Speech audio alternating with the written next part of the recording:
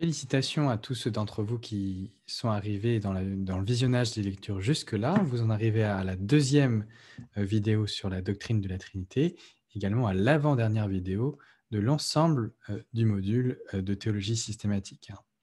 Après avoir énoncé simplement le dogme de la Trinité et l'avoir fondé bibliquement dans la vidéo précédente, il nous est à ce stade utile d'ajouter quelques outils conceptuels pour mieux comprendre ce dont il est question lorsque nous parlons de la Trinité. La toute première chose à faire, c'est de distinguer entre l'unique essence divine et la trinité des personnes. C'est d'affirmer la distinction entre l'essence et les personnes. On entend souvent dire que la doctrine de la Trinité est contradictoire et qu'elle viole les lois de la logique. Et ce ne sont pas seulement des adversaires qui disent cela, mais aussi certains chrétiens qui croient bien à la Trinité, mais qui disent qu'ils y croient comme à un mystère, c'est-à-dire, à leurs yeux, que la Trinité est rationnellement contradictoire, absurde, mais qu'ils y croient comme à un mystère qui est au-delà de la raison. Ces chrétiens affirment que les mathématiques de Dieu sont différentes des nôtres, que la logique de Dieu n'est pas la nôtre, et donc que ce qui nous apparaît contradictoire est absurde, mais que ça ne l'est pas. C'est absurde pour nous, mais que ça ne l'est pas pour Dieu. Et ce que j'aimerais signifier maintenant, c'est qu'il faut que nous refusions absolument cette approche. Le mystère, tous les mystères, mais le mystère de la Trinité parmi eux, le mystère, ce n'est pas l'absurde. Dire que l'on ne comprend pas bien quelque chose, ce n'est pas dire que la chose que l'on ne comprend pas est absurde.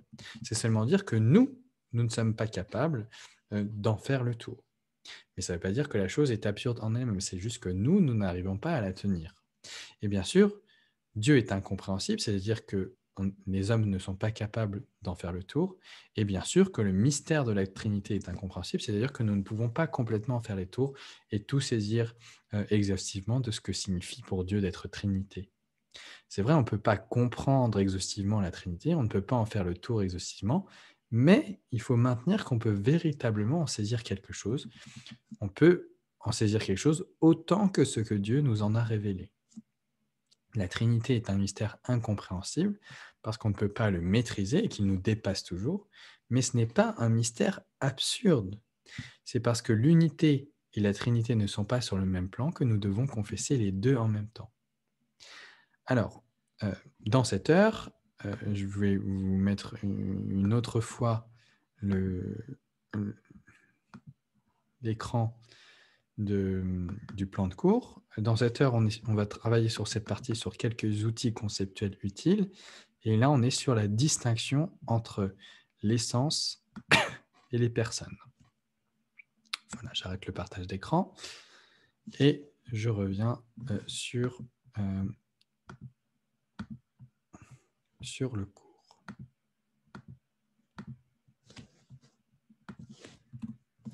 Alors, donc on dit traditionnellement qu'il y a unité quant à l'essence et qu'il y a trinité quant aux personnes.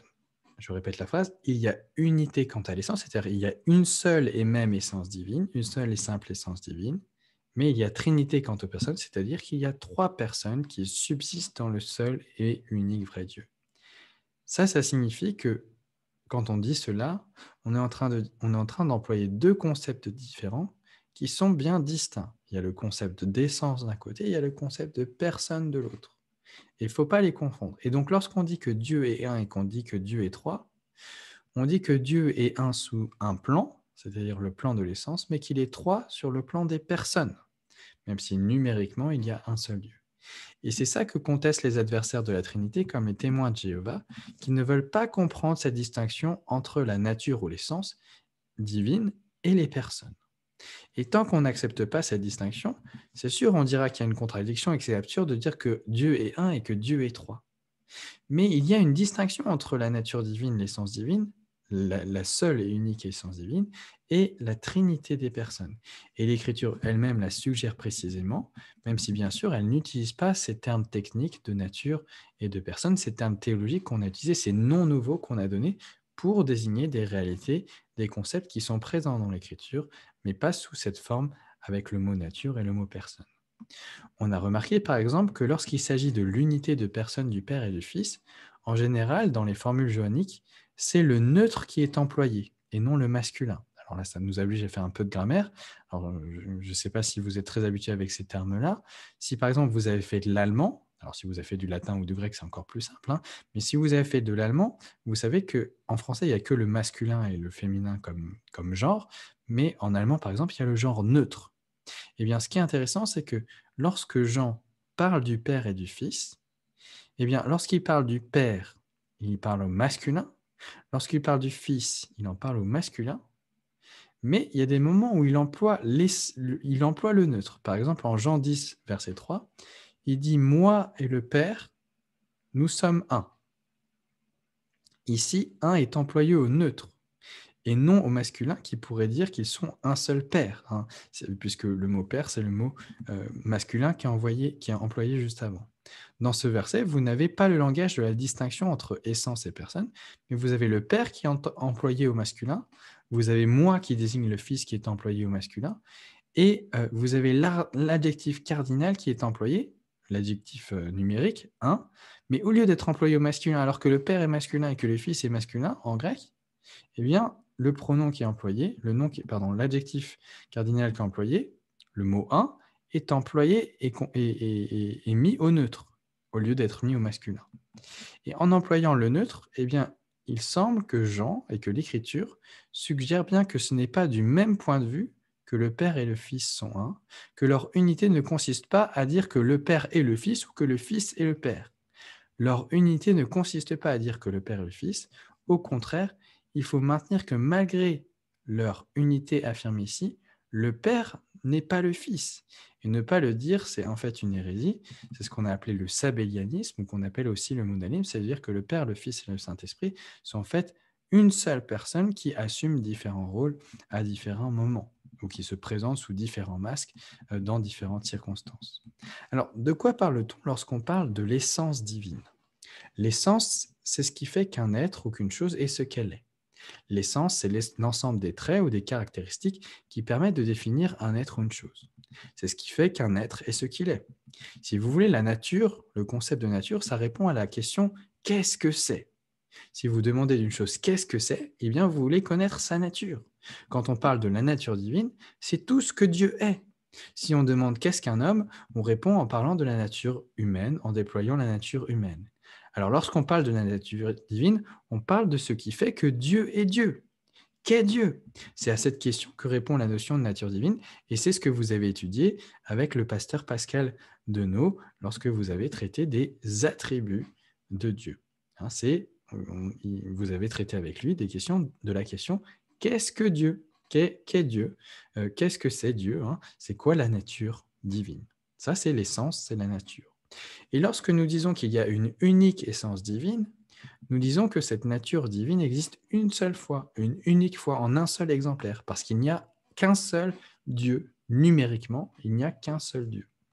Il n'y a qu'un seul Dieu, mais, et c'est là où les choses se compliquent, il y a en ce seul et unique vrai Dieu, trois personnes qui possèdent ensemble et en commun l'unique nature divine qui existe une seule fois. En grec, on parle aussi, plutôt que de parler de personne, on peut parler d'hypostase. Alors, il est important de comprendre le mot de personne en théologie. Si la nature, c'est un ensemble de traits, la personne n'est pas une caractéristique supplémentaire.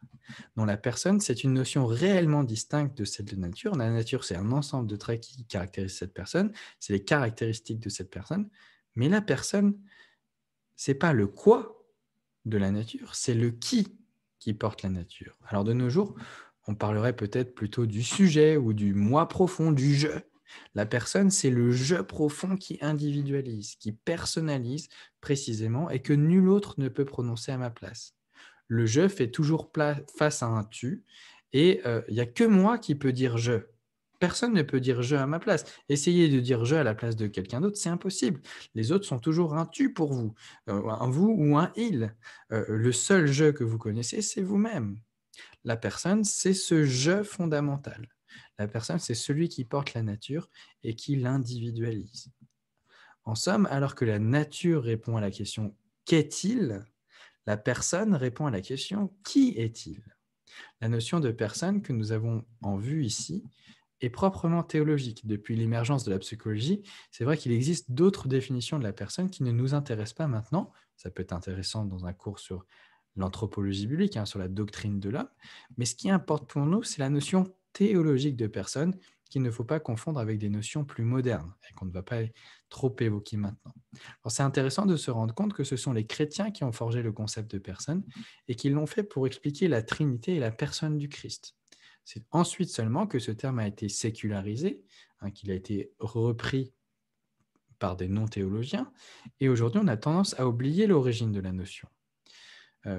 Ainsi, dans la lignée de René Descartes, on a une compréhension psychologique de la personne. La personne se définit chez Descartes comme un sujet qui pense. Vous savez, le fameux « je pense, donc je suis ». La personne, c'est la personne qui pense, qui a conscience de soi, qui sait qu'elle existe. « Je pense, donc je suis ».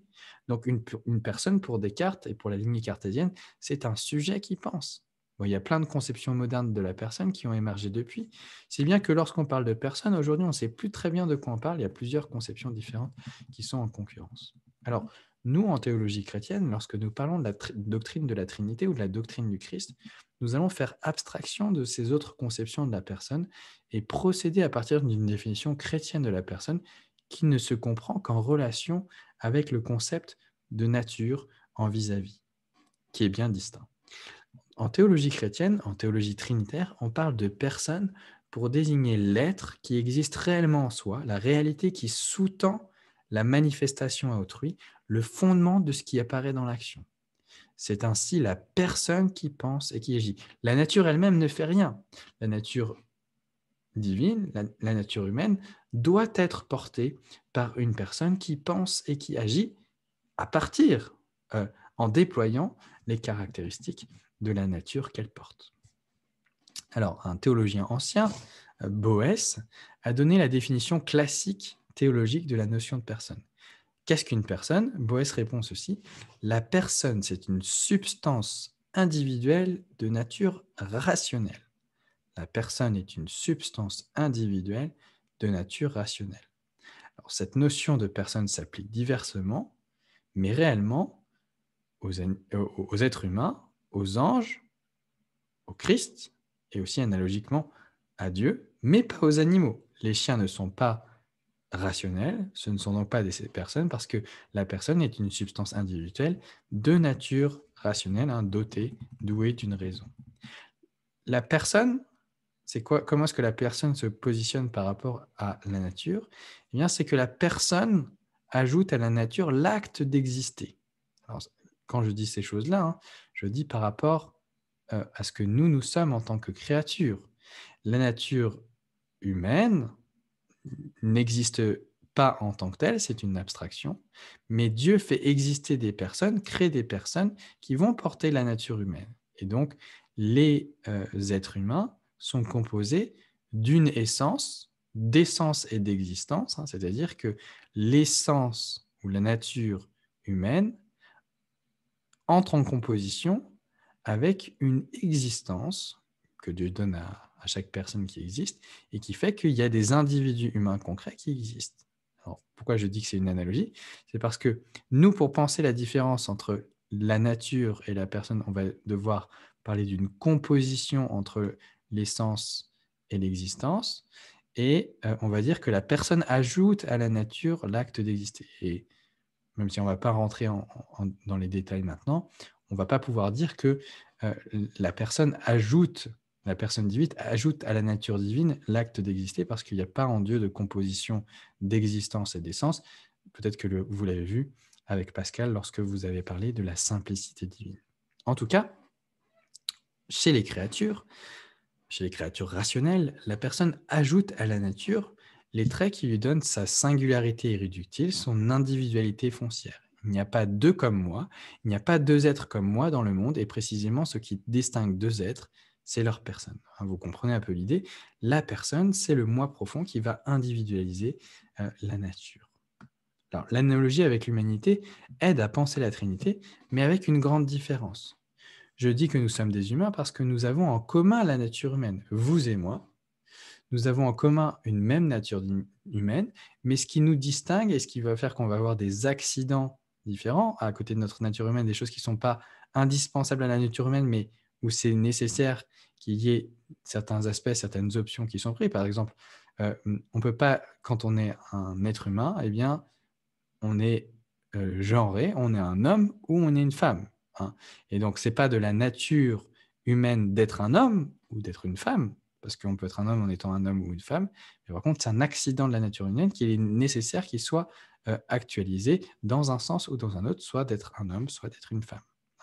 Et la personne va être une personne avec une nature de son genre, nature humaine, hein, mais avec des accidents spécifiques qui va la caractériser, et c'est la personne qui va être cette individuation de la nature humaine. La nature humaine que nous possédons tous est portée par notre unique personne.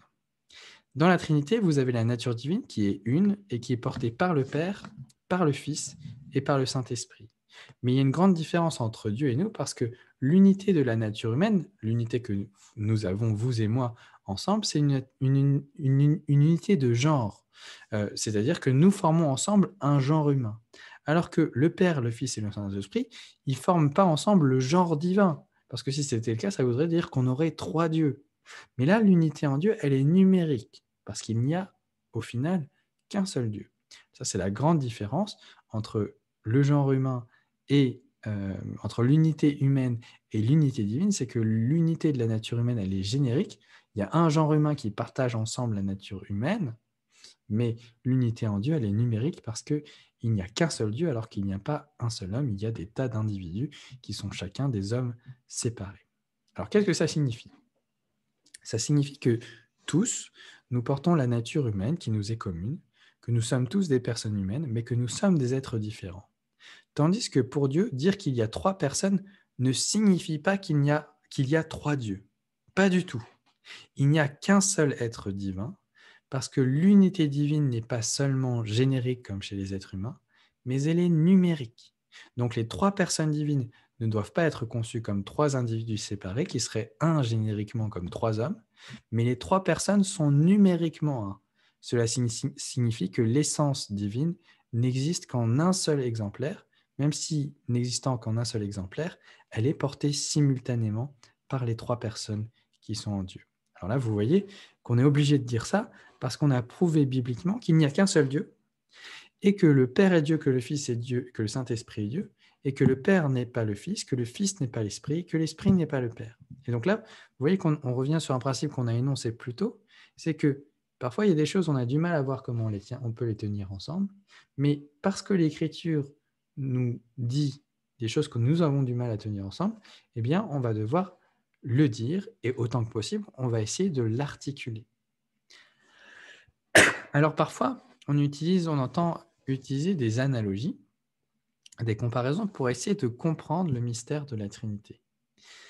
Et je dois vous le dire, moi, j'aime pas beaucoup les analogies parce que, comme il n'y a rien dans le monde qui est comme la Trinité, et d'ailleurs c'est pour ça que c'est aussi difficile de le comprendre, eh bien, toutes les images qu'on va en donner, elles vont être des meilleures images d'hérésie trinitaire que du mystère de la Trinité lui-même. Par exemple, on entend souvent dire « Nous sommes créés à l'image de Dieu », de même que les êtres humains sont composés d'un corps, d'une âme et d'un esprit. De même, Dieu est Père, Fils et Saint-Esprit. Alors pourquoi est-ce que ça pose problème ? Eh bien, c'est parce que cette analogie part d'une décomposition de l'homme en plusieurs parties et que c'est précisément ce qu'il ne faut pas dire de la Trinité. La Trinité, ce n'est pas 3 parties de Dieu. Le Père n'est pas un tiers de Dieu, le Fils n'est pas un tiers de Dieu, l'Esprit n'est pas un tiers de Dieu. Dieu n'est pas composé du Père et du Fils et du Saint-Esprit, chacun étant un pourcentage de Dieu. Mais le Père est Dieu tout entier, le Fils est Dieu tout entier, le Saint-Esprit est Dieu tout entier, parce qu'il y a une seule essence, une seule et simple essence divine indivisible, et que ce n'est pas chacun qui a un tiers de l'essence divine, mais ce sont les 3 ensemble qui sont... ce n'est pas les 3 ensemble qui sont Dieu, comme le corps, l'âme et l'esprit seraient ensemble l'homme dans une conception moins trichotomiste, hein, mais chacun est Dieu tout entier. Et pourtant, ils sont un seul vrai Dieu, et pourtant, le Père n'est pas le Fils n'est pas l'Esprit n'est pas le Père. Parfois, on utilise une autre analogie qui tend là encore vers l'hérésie, à savoir de dire, de même que je suis à la fois un fils le fils de mon père, un mari, le mari de ma femme, et puis aussi un professeur, aujourd'hui votre professeur à vous, eh bien de même, Dieu est à la fois Père, Fils et Saint-Esprit.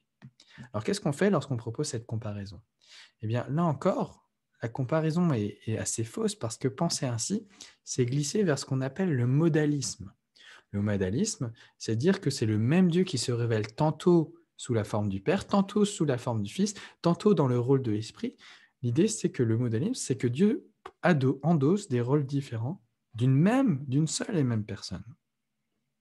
Et cette manière de voir est à écarter, on l'a déjà vu, en raison des scènes trinitaires, par exemple le baptême de Jésus, au cours duquel le Fils, le Père et l'Esprit, qui sont ensemble et qui agissent ensemble, eh bien, ça montre bien qu'il y a trois personnes et non pas trois modes d'être. Si Dieu était le Père, le Fils et le Saint-Esprit, c'était trois rôles ou trois modes d'être, on ne le verrait jamais apparaître, on ne verrait jamais les trois personnes apparaître ensemble au même moment. Il y a aussi les formules trinitaires, je l'ai déjà dit plusieurs fois dans l'heure précédente. Pour écarter la vision modaliste, vous avez aussi le thème des missions divines. Le Père envoie le Fils, le Père et le Fils envoient l'Esprit Saint, et ça n'a aucun sens si c'est juste des noms qui désignent des rôles d'une seule et même personne. Et le fait qu'il y ait un envoi montre bien que ce ne sont pas trois aspects de la même personne, ou trois rôles différents joués par la même personne, sinon la théologie de l'envoi n'aurait aucun sens. La Trinité n'est pas une trinité d'aspects, ce n'est pas trois manières d'être, ce n'est pas trois aspects différents de la même personne. Il faut écarter le modalisme. Vous avez une autre analogie à ce niveau-là, c'est de dire que la Trinité, c'est comme l'eau qui peut être sous forme liquide, sous forme solide ou sous forme gazeuse. Et là, vous voyez que, en fonction des circonstances, eh bien, Dieu serait le Père, le Fils et le Saint-Esprit. Et là encore, c'est l'hérésie modaliste qui apparaît. Alors, cependant, il faut bien comprendre, même si dans le mot modaliste, il y a le mot mode, ça ne veut pas dire que le mot mode n'a aucune utilité en théologie trinitaire. Et d'ailleurs, c'est ce que les théologiens qui ont une bonne pensée trinitaire, on va parler d'orthodoxie trinitaire, hein, l'orthodoxie, c'est la bonne pensée, c'est la pensée juste, la pensée droite, hein, eh bien, ils vont dire qu'il ne faut pas parler comme les modalistes de trois modes de révélation, c'est-à-dire que Dieu se révèle différemment suivant trois modes différents, et suivant un mode, il se fait appeler Père, suivant un mode, il se fait appeler Fils, suivant un mode, il se fait appeler un Saint-Esprit, mais en fait, c'est une seule personne qui se révèle sous trois modes de révélation. Mais il y a une manière juste d'employer le langage des modes. En tout cas, c'est un emploi qui est devenu classique, où il s'agit de parler de trois modes d'existence ou de trois modes de subsistance. Le mot subsistance, c'est le mot en grec qui est utilisé en Philippiens 2, où il est écrit « il existait », donc on parle du Christ, le Fils existait en forme de Dieu. Le mot qui est employé ici, c'est le même mot qui a donné le mot existence ou subsistance, euparkéo, il existait en forme de Dieu. Et donc lorsqu'on dit que lorsque les théologiens de l'orthodoxie trinitaire disent que il n'y a pas trois modes de révélation de Dieu, mais il y a trois modes d'existence de Dieu, on est en train de dire que Dieu existe en tant que Père, et qu'il existe aussi en tant que Fils, et qu'il existe aussi en tant que Saint-Esprit. Alors, il faut être prudent quand on utilise cette expression mode d'existence, parce que l'aspect personnel risque d'être passé sous silence. Le mode d'existence, c'est quelque chose d'assez impersonnel, et du coup, si vous employez ce vocabulaire, vous devez en contrepartie souligner fortement la personnalité de chacune des personnes pour éviter de tomber dans une conception trop impersonnelle de ce qu'est la Trinité. Une autre remarque, c'est pour conclure cette question entre l'essence, des distinctions entre l'essence et les personnes, c'est qu'il ne faut pas penser l'essence divine comme quelque chose qui existe au-delà des personnes. Il ne faut pas penser l'essence divine comme étant séparée des personnes, comme si c'était quelque chose qui planait au-dessus des personnes et que ces personnes-là vont incarner ou vont revêtir. L'essence divine est l'être même des trois personnes, et la seule distinction qui existe en Dieu, c'est la distinction entre les personnes elles-mêmes et non pas entre les personnes et la nature divine. Autrement dit, la vraie distinction en Dieu n'est pas entre la nature et les personnes, la nature d'un côté et les personnes de l'autre, mais bien entre chacune des personnes.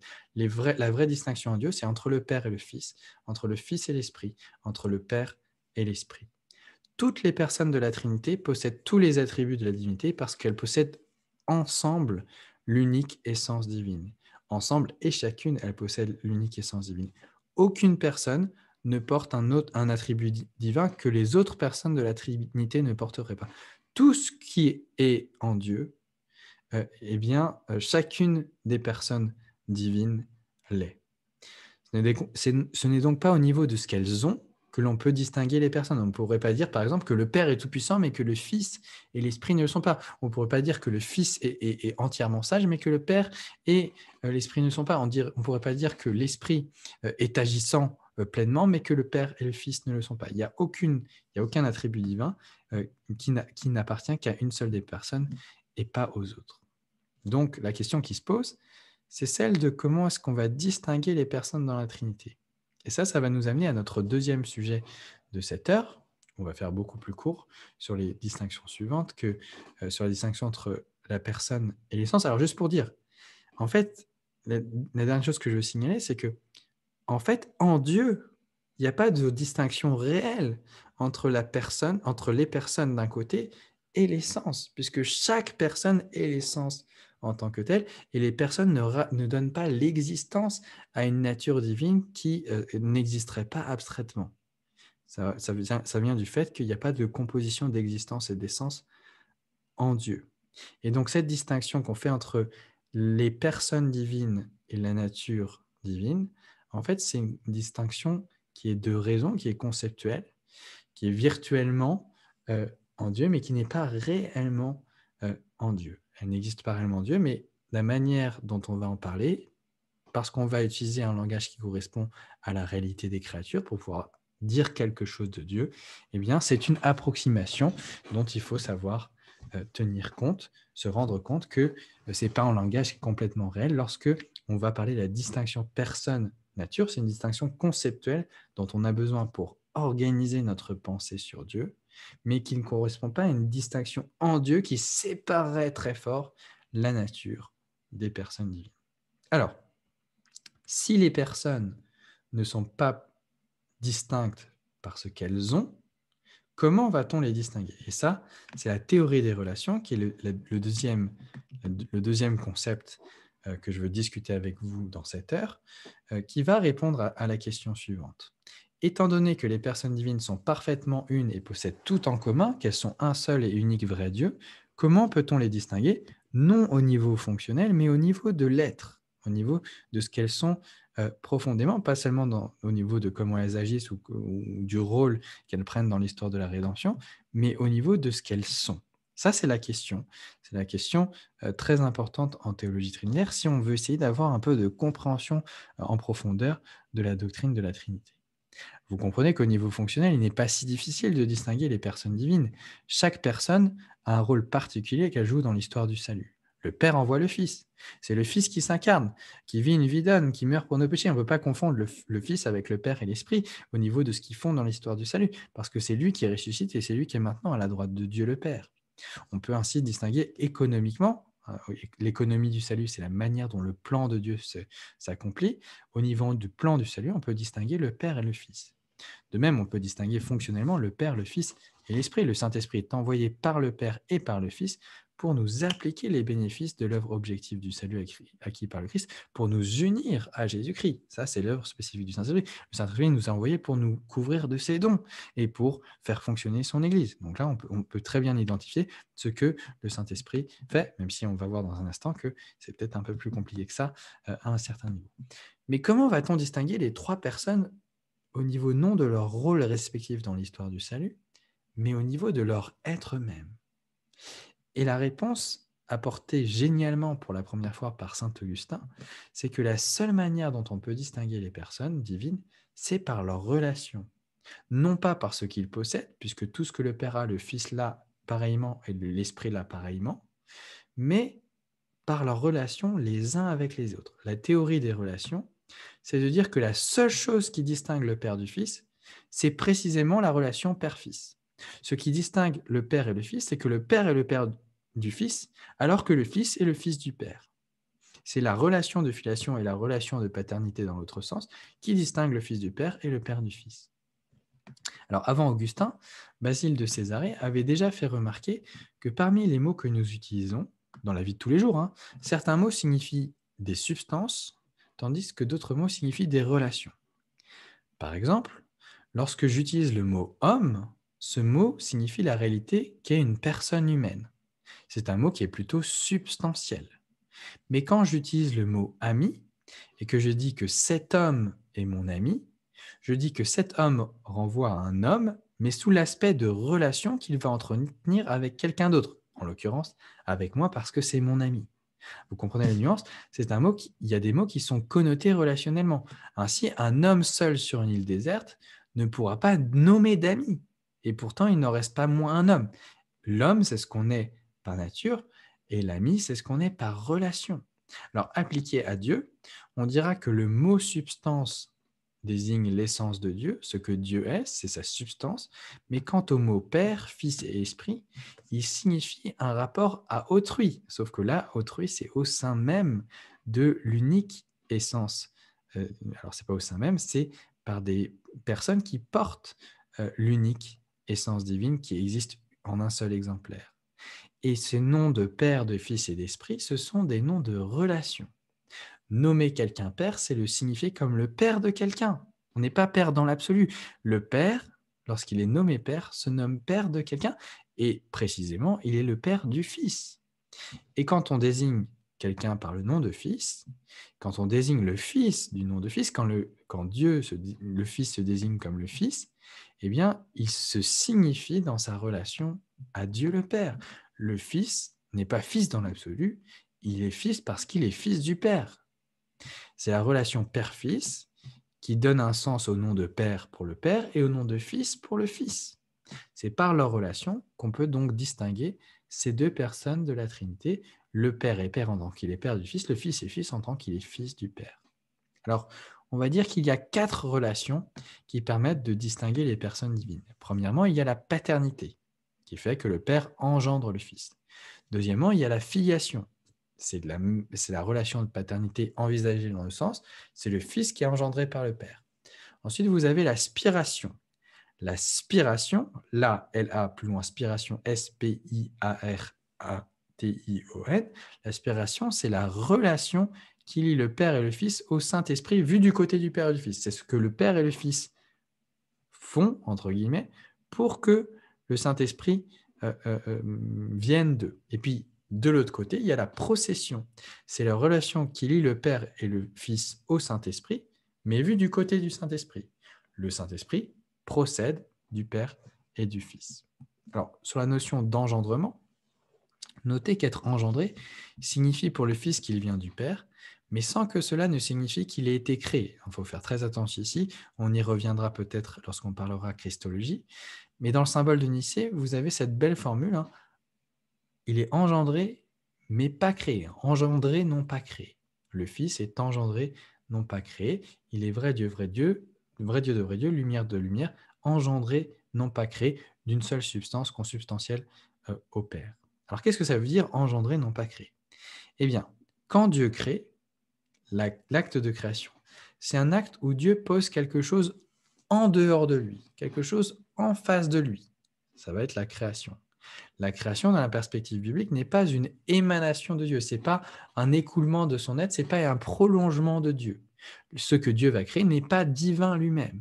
La création, il y a un fossé entre la créature et le créateur. La création, c'est quelque chose qui est distinct de Dieu. Mais créer, c'est conférer l'être à quelque chose qui n'existait pas et qui sera donc dans un rapport de dépendance absolue, mais aussi de distinction radicale par rapport à lui. Ce qui est créé, c'est ce qui ne peut pas exister sans Dieu, mais qui est aussi radicalement distinct de Dieu. Dieu crée ex nihilo, on le verra dans l'heure suivante, il crée à partir de liens. On verra tout ça dans la dernière heure de ce module. Mais, donc ça, c'est la création. Et lorsqu'on dit que le Fils est engendré, non pas créé, on nie le fait que ce soit une créature qui soit posée en dehors de Dieu comme étant non seulement radicalement dépendant de lui, mais aussi radicalement distinct.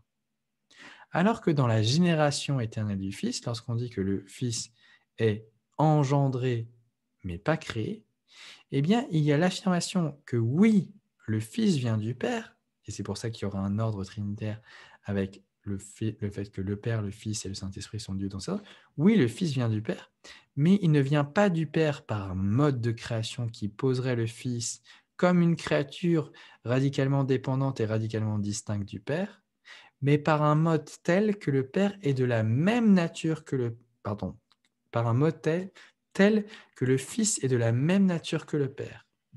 L'engendrement est donc simultanément l'affirmation que le Fils vient du Père et la négation que le Fils a été créé. Lorsque vous dites que le Fils est engendré, lorsque vous dites qu'il y a génération ou qu'il y a filiation du Fils, on dit deux choses en même temps. On dit oui, le Fils vient de Père, mais non, le Fils n'a pas été créé. Il s'agit de désigner un rapport d'origine qui signale que le Fils sort de l'essence même du Père, de telle sorte à posséder exactement la même essence que le Père. Et c'est pourquoi on va dire que le Fils est d'une même nature que le Père, ou en langage technique, qu'il est consubstantiel. Consubstantiel, ça veut dire avec la même substance. Hein. Ils ont la même substance. Il est issu du Père, il vient du Père parce que le Fils est le Fils du Père. Et c'est la parole de celui qui parle. Hein. Il est issu du Père, mais il est de même nature que lui. Il n'est pas une réalité extérieure au Père qu'il poserait en face de lui comme l'est la création. Mais le Fils reçoit l'être même du Père.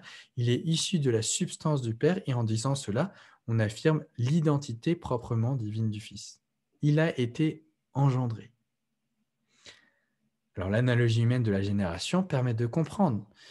Les pères engendrent des fils, mais il ne faut pas non plus trop presser cette image, cette comparaison, parce que engendrer nos enfants veut dire que ce qui descend de nous est de même nature que nous.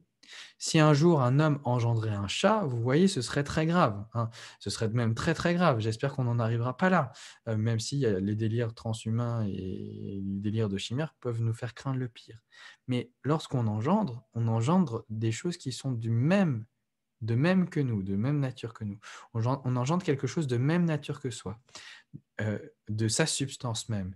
Et ainsi, le Père engendre le Fils de sa substance. Donc là, on a une analogie, et c'est quelque chose qui est bibliquement, qui est voulu par Dieu. Il nous a parlé, il s'est révélé à nous comme Père et Fils, parce que la relation Père-Fils, c'est quelque chose qui nous parle, c'est quelque chose que nous connaissons depuis que nous sommes enfants, c'est quelque chose que nous connaissons très bien. Mais, et c'est là où l'analogie ou la comparaison touche à ses limites, le problème, c'est que quand, dans la réalité créaturelle, on engendre un enfant, eh bien, cet enfant est de même nature que nous, mais c'est un être numériquement distinct. C'est un autre homme que nous engendrons, que le Père engendre par sa femme, euh, un autre que lui-même. Mais ce n'est pas le cas de la génération éternelle. La génération éternelle ne crée pas un autre Dieu, mais le Fils qui procède éternellement du Père est un seul et même vrai Dieu avec son Père. Et puis, il y a encore plus compliqué, c'est que lorsque nous, on parle de génération, eh bien, il y a un aspect temporel. C'est le Père existait avant, et à un moment donné, il donne, les parents existent avant, et à un moment donné, il donne naissance à un fils, et le fils commence à exister. Mais lorsqu'on parle de la génération du Fils, du fait que le Fils est le Fils du Père, il ne faut pas imaginer qu'à un moment, Dieu, le Père, était tout seul, et qu'il a à un moment donné généré le Fils, et qu'ensuite il y avait le Père et le Fils, et qu'à un moment, ils ont spiré l'Esprit, et que ça y est, ils étaient trois. Ce n'est pas du tout ça qu'il faut comprendre, parce que ce dont il est question dans les relations d'origine, il est question des relations éternelles, et ce sont des relations qui ont lieu hors du temps. Avant que le temps soit, le Père, le Fils et le Saint-Esprit étaient déjà. Et donc, lorsqu'on dit que le Fils est généré et engendré éternellement, eh bien, on est en train de dire que la relation d'origine, c'est une relation qui est permanente, qui est une relation qui est là depuis toujours et qui n'a pas de commencement. Il n'y a pas eu un commencement où le Père a commencé à engendrer le Fils et où le Père et le Fils ont commencé à aspirer l'Esprit. Cela, ces relations existent de toute éternité. Alors, en ce qui concerne la procession du Saint-Esprit, il s'agit de réfléchir sur la propriété personnelle qui distinguerait le Saint-Esprit du Père et du Fils au plan de l'être et pas seulement au plan de sa fonction. La question est plus complexe au niveau du Saint-Esprit parce que lorsque nous parlons de Père et de Fils, nous disposons de noms qui, dans notre expérience humaine, désignent des personnes. On comprend la relation Père-Fils en Dieu parce qu'on a dans notre monde créé des analogies de relations paternelles et de relations filiales. Mais il n'en va pas de même du Saint-Esprit. Il n'y a aucune chose qui, dans le monde créé, ressemble à l'aspiration ou la procession. Le mot esprit ne désigne pas immédiatement une personne, et donc la relation père-esprit ou fils-esprit eh bien, n'a pas d'équivalent dans notre monde créé. Le mot esprit n'est pas connoté personnellement, d'où la tentation d'interpréter l'Esprit Saint comme une force plus que comme une personne, car nous n'avons pas d'analogie linguistique seulement au niveau du monde créé pour tenter de comprendre la procession du Saint-Esprit. Nous sommes du coup obligés de monter d'un cran dans l'abstraction. La difficulté, c'est alors la suivante. Comment rendre compte du fait que le Saint-Esprit est Dieu, alors qu'il n'est pas le Père et qu'il n'est pas non plus le Fils? Alors, on l'a déjà dit dans la vidéo précédente, on ne peut pas dire que l'Esprit est engendré par le Père parce que sinon, on ne pourrait plus le distinguer du Fils. Alors, les théologiens ont proposé de reprendre le langage, c'est un petit truc de théologien. Ils ont dit, je ne sais pas ce qu'est la procession, je ne sais pas quelle est la relation exacte de l'Esprit au Père, mais je vais prendre un mot biblique. Et même si je ne sais pas définir ce qu'il y a dedans, au moins c'est un mot biblique. Et en Jean 15, 26, il est dit que l'Esprit procède, c'est-à-dire qu'il vient du Père.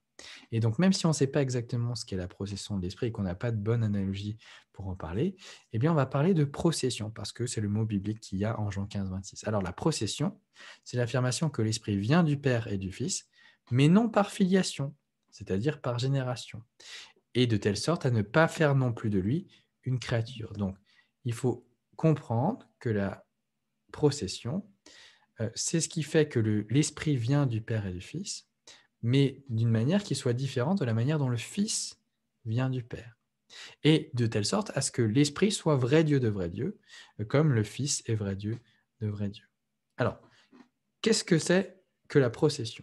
Alors, quand on demandait à un autre père de l'Église, un père grec ancien, à Grégoire de Nazianze, d'expliquer la procession du Saint-Esprit, voilà ce qu'il répondait. Il dit « Dis-moi ce qu'est pour le Père d'être inengendré, et je t'expliquerai alors la génération du Fils et la procession du Saint-Esprit. » Je répète, dis-moi ce qu'est pour le Père d'être inengendré, et je t'expliquerai alors la génération du Fils et la procession du Saint-Esprit.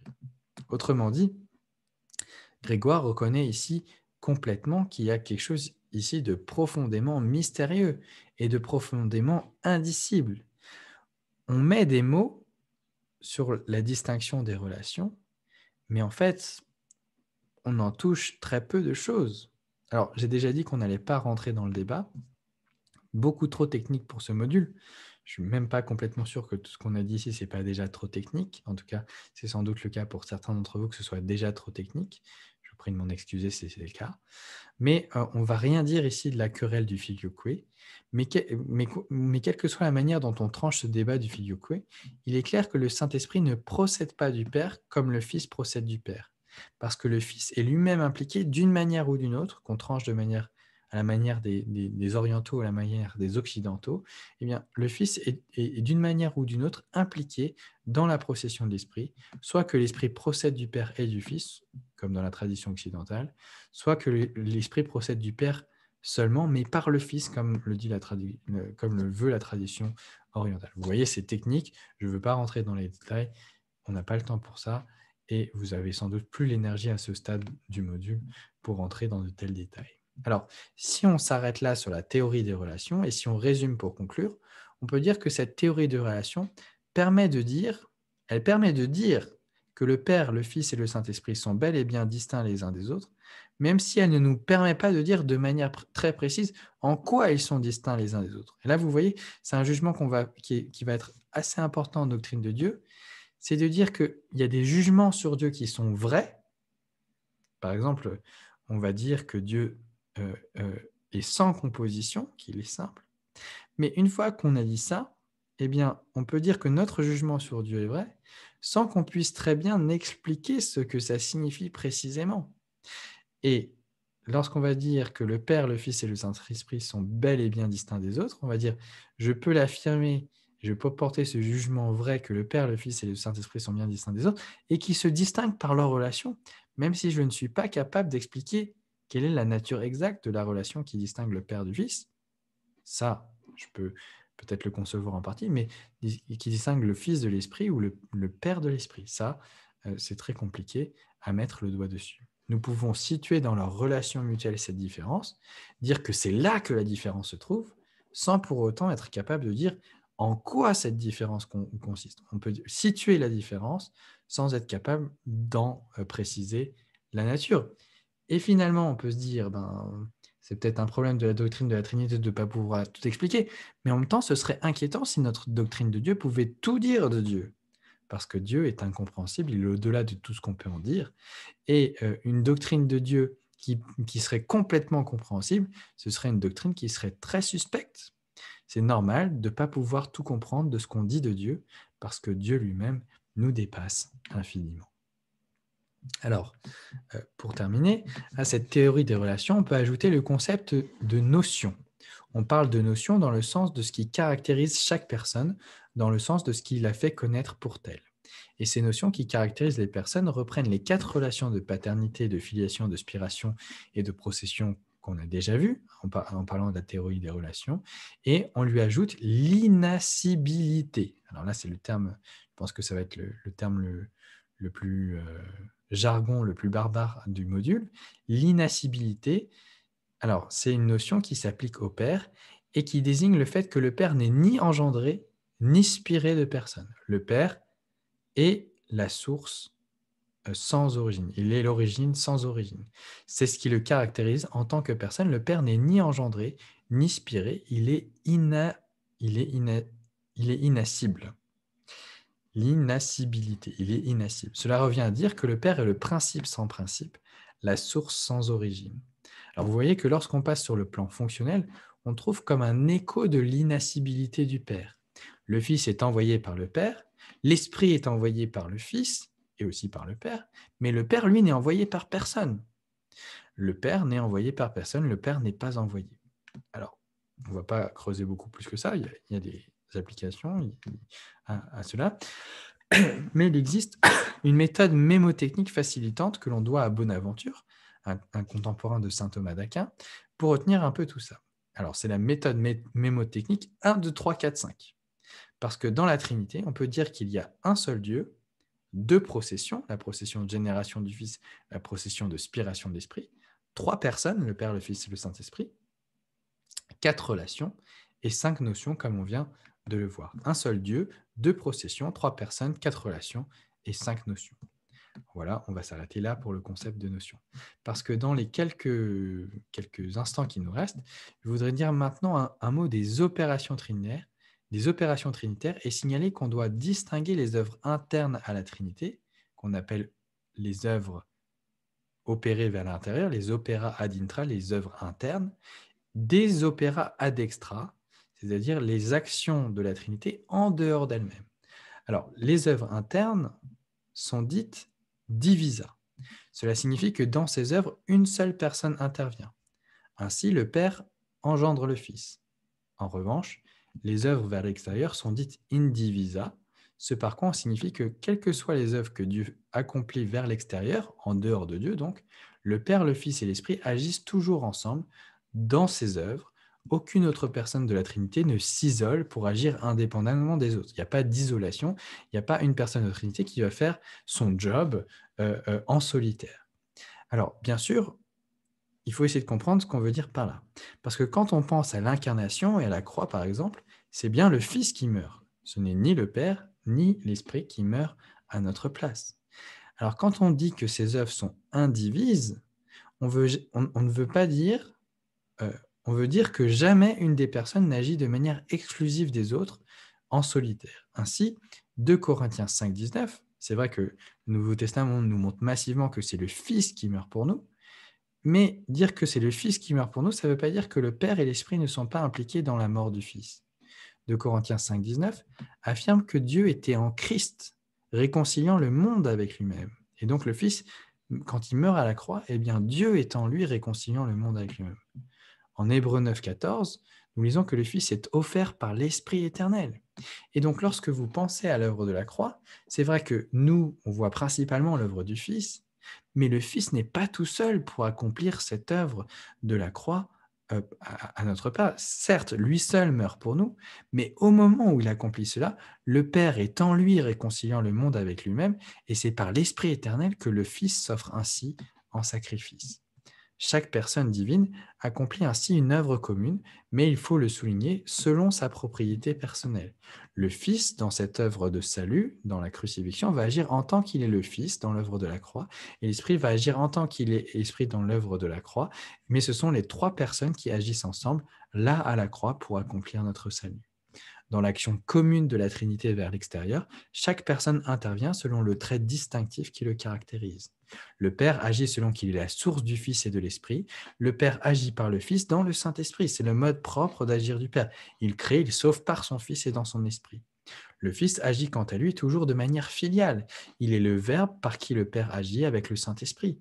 Le Saint-Esprit agit sur le mode de sa relation au Père et au Fils de qui il procède. Il agit comme l'amour et le don du Père et du Fils.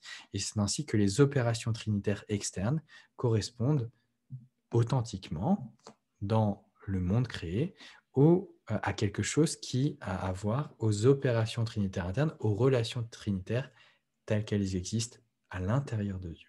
Voilà pour les opérations trinitaires. Alors, il faut maintenant évoquer le thème de la périchorèse, également qualifié de circamincession.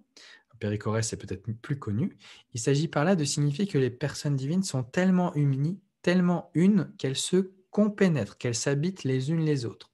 Elles s'habitent mutuellement. En Jean 14,10, Jésus déclare ainsi « Je suis dans le Père et le Père est en moi. » Ils sont l'un dans l'autre.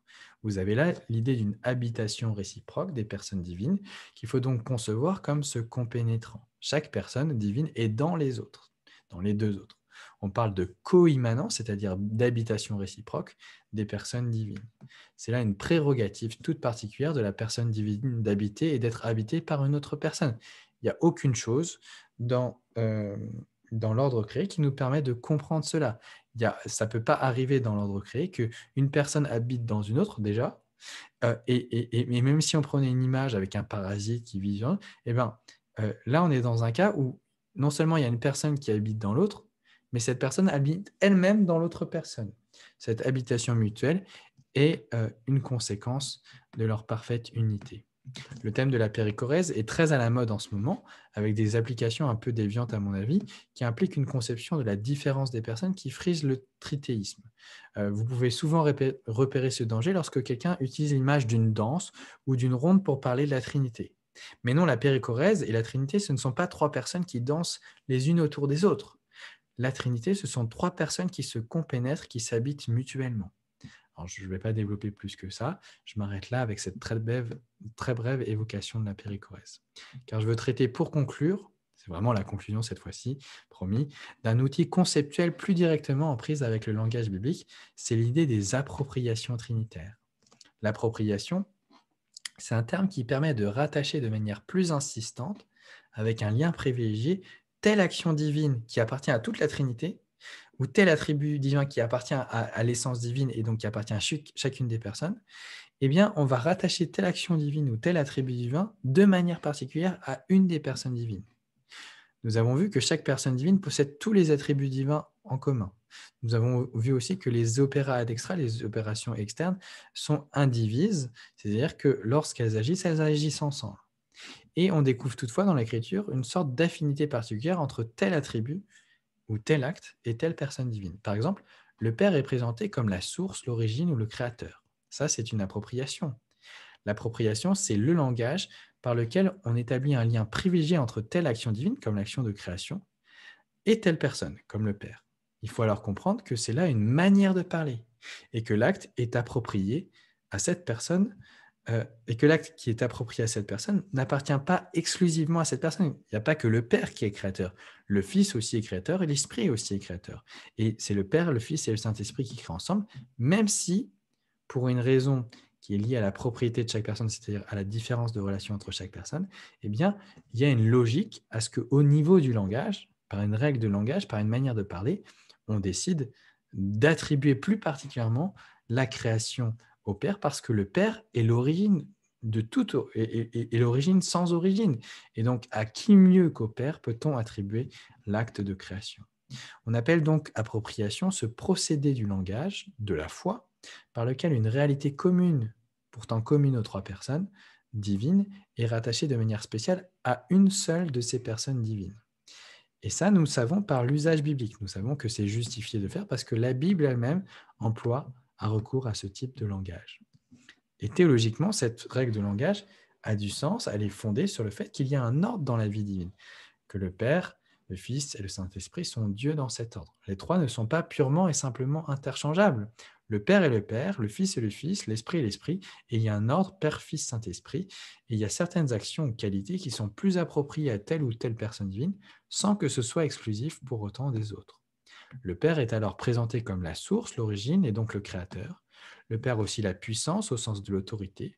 Alors certes, la puissance est commune au Père, au Fils et au Saint-Esprit, ils sont tous les trois tout-puissants. Le Père n'est pas plus puissant que l'Esprit, par exemple, mais pourtant la puissance est attribuée de manière particulière dans l'Écriture à la personne du Père.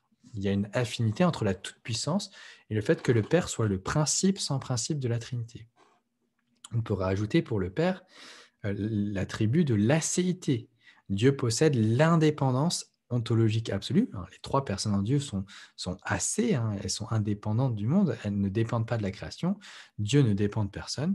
Si c'est Dieu qui possède l'acéité, cette propriété est pour autant plus appropriée au Père au niveau du langage, plus précisément parce que le Père est le principe sans principe au sein de la Trinité.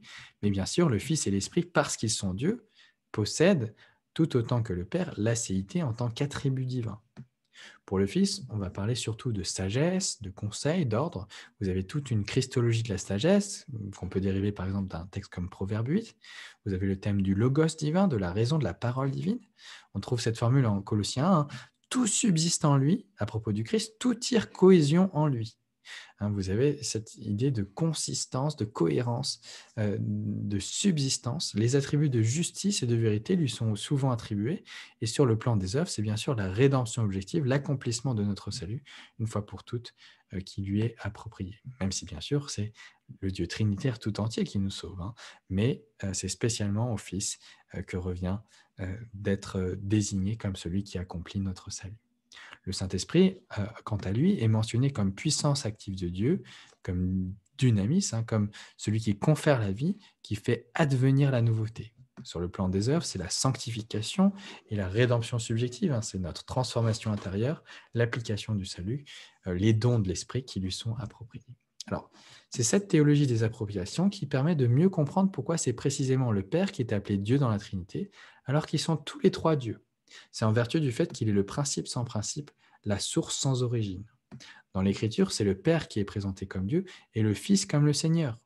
Le mot Dieu est plus approprié au Père, ce qui ne veut pas dire que le Fils et le Saint-Esprit ne sont pas Dieu, bien sûr. Vous comprenez aussi que la prière soit plus appropriée au Père. Il n'est pas hérétique de prier le Fils, bien sûr. Et on a quelques traces de prière au Fils dans l'Écriture, mais ce n'est pas massif. On prie le Père au nom du Fils, bibliquement. On vient au Père en se réclamant du Fils. Et on prie au nom du Fils dans l'Esprit Saint, qui est Dieu en nous, priant pour nous. C'est ce que nous lisons dans Romains 8, hein, et on peut faire remarquer qu'il y a dans l'Écriture aucune trace de prière à l'Esprit Saint. Alors bien sûr, l'Esprit Saint est Dieu, et donc puisque l'Esprit Saint est Dieu et que c'est Dieu compris, eh bien, on peut très bien prier le Saint-Esprit, ça ne va pas être une hérésie de prier le Saint-Esprit. Mais on gagne toujours à suivre le modèle biblique. Et donc, on peut s'interroger, pourquoi est-ce qu'il y a des gens qui veulent prier spécialement le Saint-Esprit? Qu'est-ce que ça peut vouloir dire théologiquement? Ce n'est pas une hérésie, bien sûr, mais quand on veut s'affranchir de l'usage biblique, qu'est-ce qu'on est en train d'essayer de prouver? Mais de rien, on est en train de ne pas respecter l'ordre trinitaire, et la prière est adressée au Père, elle est appropriée au Père. Et donc, plutôt que de prier l'Esprit directement, eh bien, il faut comprendre que lorsqu'on prie le Père, on prie le Père dans l'Esprit.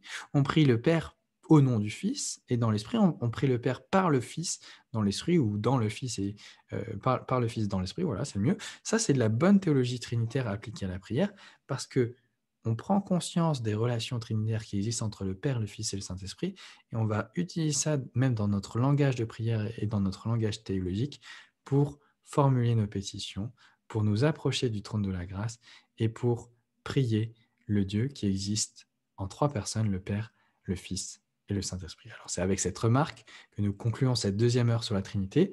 C'était peut-être la plus exigeante de toutes les heures de ce module et je vous invite à conclure par la prière. Seigneur notre Dieu, nous te remercions parce que même s'il y a des choses qui sont difficiles et même si le mystère de la Trinité est quelque chose qui s'avère difficile quand on essaie de creuser et d'articuler les différentes vérités ensemble, eh bien Seigneur, même si notre compréhension ne va peut-être pas encore jusque-là, eh bien toi tu es le Dieu qui nous fait progresser. Tu es le Dieu qui nous fait avancer. Et tu es le Dieu qui te révèle à nous comme Père, Fils et Saint-Esprit, comme un seul vrai Dieu, et Dieu dans cet ordre, Père, Fils et Saint-Esprit. Seigneur, nous prions pour que tu nous donnes de chacun où nous en sommes, de progresser dans la connaissance de toi et d'avoir à cœur de sonder les Écritures pour mieux voir l'ensemble des choses que nous avons vues, que nous avons pu esquisser en regardant quelques textes bibliques pour prouver la doctrine de la Trinité. Et nous te prions, Seigneur, que ces éléments techniques que nous avons vus ensemble dans cette deuxième heure sur la Trinité, eh bien, alors peut-être pas pour tous, mais au moins pour quelques-uns, elles soient utiles pour approfondir leur compréhension de qui tu es, le seul vrai Dieu, mais qui subsiste en trois personnes. Seigneur, nous te prions pour que nous soyons des personnes qui reflétons à notre mesure ce que tu es. Nous te prions pour que tu nous transformes par ton Saint-Esprit, que ce qui est au Fils devienne nôtre par l'union à Christ, que le Saint-Esprit opère dans notre vie. Nous te remercions, Dieu notre Père, parce que, ultimement, c'est vers toi que tu nous conduis et que nous te connaissons parce que nous connaissons ton Fils par son Saint-Esprit. Seigneur, donne-nous d'apprendre à penser un peu plus trinitairement et surtout donne-nous d'apprendre à te connaître tel que tu es, Dieu Père, Dieu Fils et Dieu Saint-Esprit. Nous te demandons toutes ces choses au nom de notre Seigneur Jésus-Christ. Amen.